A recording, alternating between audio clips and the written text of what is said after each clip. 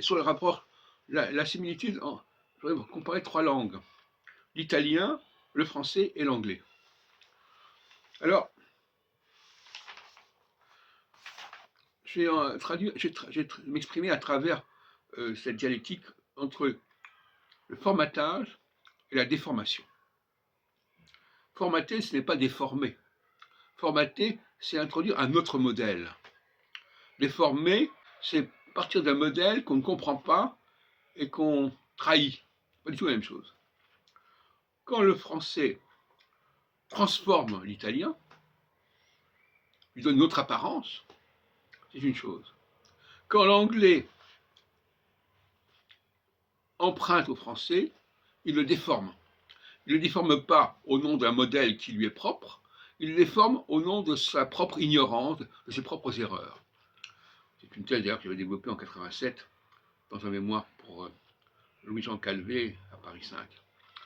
Et ça, c'est ce qui s'appelait l'épistémologie populaire et linguistique de l'erreur, ou un truc comme ça.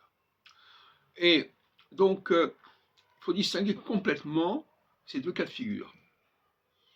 Parce qu'on a tendance à les mélanger. Reformater, ce n'est pas se tromper.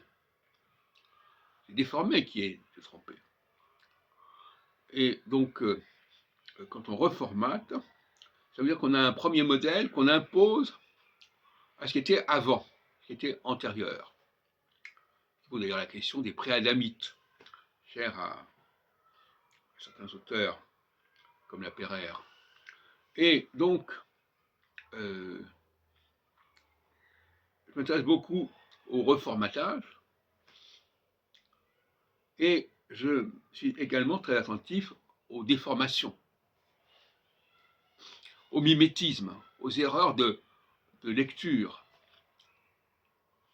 Et justement, à l'occasion de cette soirée Hanouka, à la place de la Sorbonne, dont je parlais dans une précédente vidéo,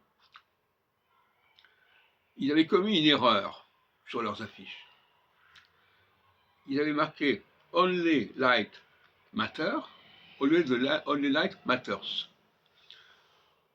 Et alors, j'ai interrogé une amie qui était là, et elle n'avait pas réagi. Elle disait oui, il y a la lumière, il y a la matière, je ne comprends pas. Elle ne savait pas ou elle a oublié que matter, ça voulait dire compter. It doesn't matter, ça n'est pas important. Et donc, les Lubavitch qui avaient fait cette affiche, eh bien, ils ont oublié le S, la troisième personne du singulier. Et donc, à partir du moment où on ne met pas le S de matters, eh bien, ça veut dire matière, ça ne veut rien dire. Voilà. Et donc, j'ai fait corriger ça.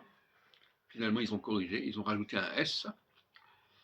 Et ça m'a paru intéressant parce que ça veut dire que moi, je corrige les erreurs et que les gens appliquent mes corrections.